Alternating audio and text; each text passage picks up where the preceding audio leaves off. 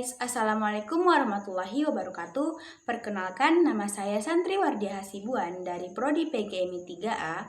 Oke, di sini saya akan membahas tentang sejarah perundang-undangan dan konstitusi. Di mana yang pertama adalah hakikat undang-undang dan konstitusionalisme. Apa sih pengertian dari hakikat undang-undang?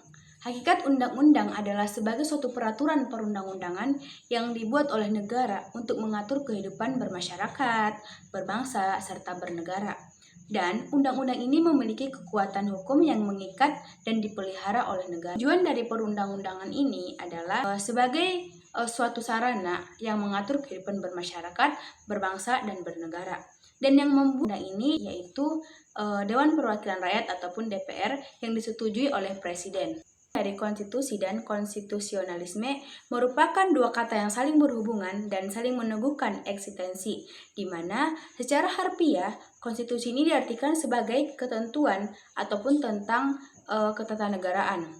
Dan apabila dilacak lebih jauh, kata konstitusi ini berasal dari bahasa Prancis, yaitu constituer, yang berarti membentuk. Adapun kata konstitusionalisme diartikan sebagai paham pembatasan kekuasaan dan jaminan hak rakyat melalui konstitusi. Di mana secara sederhananya dapat dipahami bahwa konstitusi merupakan sarana agar paham konstitusionalisme, dan dapat dipahami juga secara konstitusionalisme merupakan semangat atau paham yang hendak dijaga melalui konstitusi. Dengan demikian, yang satu ataupun konstitusi ini diartikan sebagai wadahnya, dan konstitusionalisme ini diartikan sebagai isi. Yang kedua adalah sejarah perundang-undangan dan konstitusi, di mana yang pertama adalah periode 18 Agustus 1945 sampai dengan 27 Desember 1949. Masa berlaku Undang-Undang Dasar 1945 pada masa periode pertama kali terbentuknya Negara Kesatuan Republik Indonesia. Konstitusi ataupun Undang-Undang Dasar yang pertama kali berlaku adalah UUD ataupun Undang-Undang Dasar 1945 dan hasil rancangan dari BPUPKI. Kemudian disahkan oleh PPKI pada tanggal 18 Agustus 1945. Menurut Undang-Undang Dasar 1945, kedaulatan berada di tangan rakyat dan dilaksanakan oleh MPR, merupakan lembaga tertinggi negara. Yang kedua adalah periode 27 Desember 1949 sampai dengan 17 Agustus 1950. Masa berlakunya Undang-Undang Dasar Republik Indonesia Serikat ataupun RIS sebagai rasa ungkap ketidakpuasan bangsa Belanda atas kemerdekaan Republik Indonesia.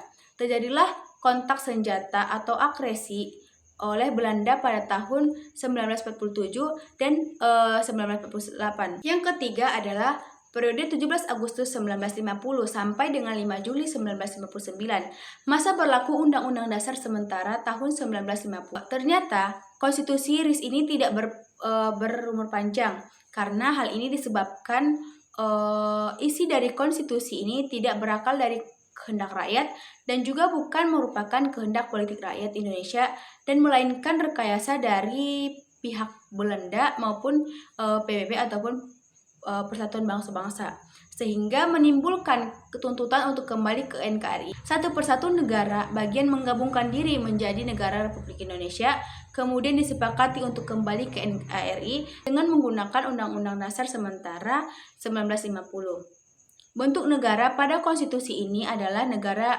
kesatuan, yakni negara yang bersusun tunggal, artinya tidak ada negara dan dalam negara sebagaimana halnya negara serikat.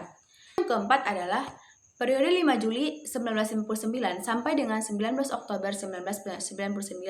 Masa berlaku Undang-Undang Dasar 1945 ini, pada periode ini Undang-Undang Dasar 1945 diberlakukan kembali dengan dasar Dekret Presiden tanggal 5 Juli tahun 1959. Karena berdasarkan ketentuan ketatanegaraan, Dekret Presiden diperbolehkan karena negara dalam keadaan bahaya. Oleh karena itu, Presiden ataupun Panglima tertinggi dari suatu negara seperti kita adalah Presiden, angkatan perang perlu mengambil tindakan untuk menyelamatkan bangsa dan negara yang diproklamasikan pada tanggal 17 Agustus 1945. Kelima adalah periode 19 Oktober 1999 ataupun 1999 sampai dengan 10 Agustus 2002.